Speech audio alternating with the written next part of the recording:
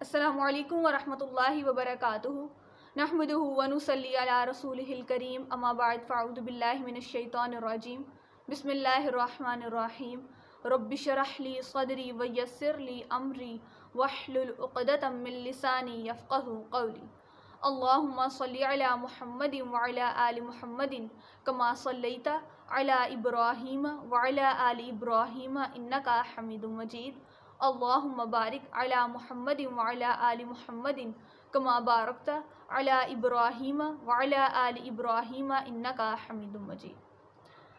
ہم اپنی گفتگو کا آغاز اللہ رب العزت کے بابرکت نام سے کرتے ہیں جس نے اس پوری کائنات کو تخلیق کیا۔ اس کائنات میں موجود تمام مخلوقات میں سے انسان کو اشرف المخلوقات بنایا، یعنی افضل مخلوق بنایا۔ جس طرح سے ہم اخلاق سیاح کی ڈیفرنٹ کیٹیگریز کو دیکھ رہے تھے، اسی میں آج ہم ایک نئی کیٹیگری کو دیکھیں گے جو ہے ہرس، طمع و لالچ۔ ویڈیو کو آپ نے لاسٹ تک دیکھنا ہے، اسکپ نہیں کرنا۔ پھر اگر آپ لاسٹ تک دیکھیں گے پھر ہی آپ کو پتہ چلے گا کن چیزوں میں ہمیں ہرس کرنی چاہیے اور کن چیزوں میں ہمیں ہرس نہیں کرنی چاہیے، یعنی ان چیزوں کا ہمیں طمع نہیں رکھنا چاہیے۔ اور کمنٹ لازمی کیا کریں جس سے مجھے پتہ چلتا ہے کہ آپ کتنے انٹرسٹڈ ہو کر ان چیزوں کے بارے میں سیکھتے ہیں جو ہمیں اسلام نے سکھائی ہیں، جو ہمیں دین بتاتا ہے وہ چیزیں۔ پھر مجھے اس چیز کا جو ہے وہ پتہ چلتا ہے کہ آپ کتنے انٹرسٹڈ ہیں دین کو سیکھنے کے لیے۔ اس ویڈیو میں ہم دیکھیں گے کہ بیسک ہرس انسان کو، لالچ، طمع کس چیز میں رکھنا ہے اور کس چیز میں نہیں رکھنا ہے۔ اب ہم دیکھتے ہیں کہ انسان کو کیسا ہرس مطلوب ہوتا ہے، یعنی انسان کو ہرس رکھنی چاہیے کہ اللہ رب العزت اسے نیک لوگوں میں شامل کر دیں۔ یہ بہت اچھی ہرس ہے، اللہ تعالیٰ سے دعا کرنا کہ اللہ مجھے ایسے لوگوں میں شامل کر دے جو تیرے نیک بندے ہیں، جو کامیاب لوگ ہیں۔ جیسے کہ ہم لوگ دعا بھی کرتے ہیں نا، سورہ فاتحہ میں پڑھتے ہیں، اللہ تعالیٰ سے سیدھے راستے کی دعا مانگتے ہیں، اہدنا الصراط المستقیم صراط الذین انعمت علیہم غیر المغضوب علیہم ولا الضالین آمین، کہ اللہ مجھے سیدھا راستہ دکھا، ان لوگوں کا راستہ جن پر تو نے انعام کیا، ان لوگوں کا نہ دکھانا جن پر تیرا غضب ہوا یا جو گمراہ ہوئے ہیں۔ یہ ایک ہم ہرس رکھ کے اللہ تعالیٰ سے دعا کرتے ہیں۔ اسی طرح ہم لوگ اللہ تعالیٰ سے ہرس اس چیز کی رکھ سکتے ہیں کہ اللہ تعالیٰ ہمیں ایسے انسان بنانا کہ ہم جو ہے وہ لوگوں کی ہیلپ کر سکیں، ہمیں ایسا بندہ بنا کہ ہم تیری عبادت کر سکیں۔ یہ ہرس بہت اچھی ہرس ہے۔ اسی طرح سے ہم ہرس یہ رکھ سکتے ہیں کہ اللہ مجھے اس قابل بنا کہ میں لوگوں کو تیرا دین سکھا سکوں۔ یہ بھی ایک بہت اچھی ہرس ہے۔ ایسی ہرس انسان رکھے تو اللہ تعالیٰ بہت خوش ہوتے ہیں، اور اللہ رب العزت انسان کی یہ ہرس، یہ طمع انسان کی پوری کرتے ہیں۔ اللہ تعالیٰ سے ہرس رکھنی کس چیز کی کہ اللہ تعالیٰ جو مجھ سے غلطیاں ہوئی ہیں، جو مجھ سے خطائیں ہوئی ہیں، آپ انہیں درگزر فرما دیں، مجھے معاف کر دیں۔ اللہ تعالیٰ سے بخشش مانگنے کی ہرس رکھنی چاہیے انسان کو اپنے دل میں۔ ہر وقت اس چیز کا لالچ رکھنا چاہیے کہ اللہ مجھ سے ایسا کام کروا جس سے میں تیرے آگے جو ہے وہ سرخرو ہو جاؤں، جس سے آپ مجھے پسند کر لیں۔ یہ ہرس ہمیں، یہ چیزیں جو ہے ان پر ہرس رکھنی چاہیے۔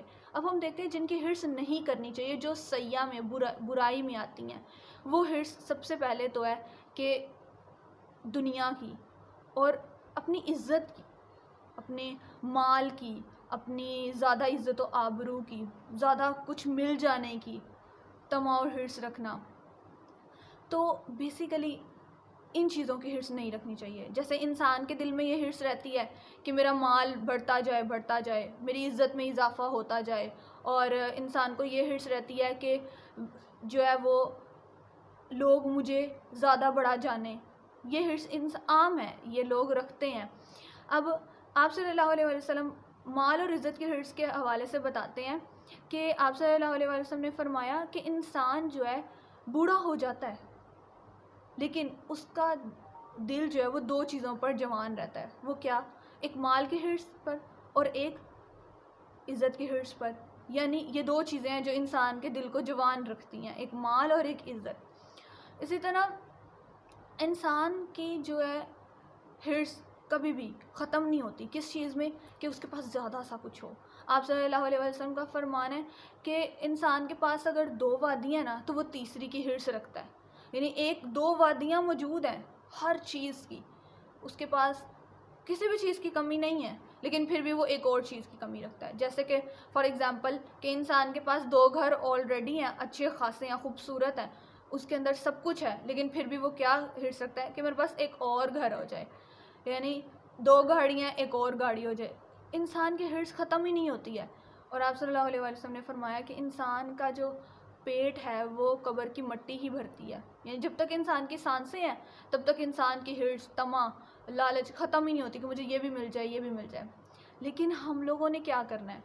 ہم لوگوں نے ایسی ہرس رکھنی ہے جو اللہ تعالیٰ کو پسند ہے.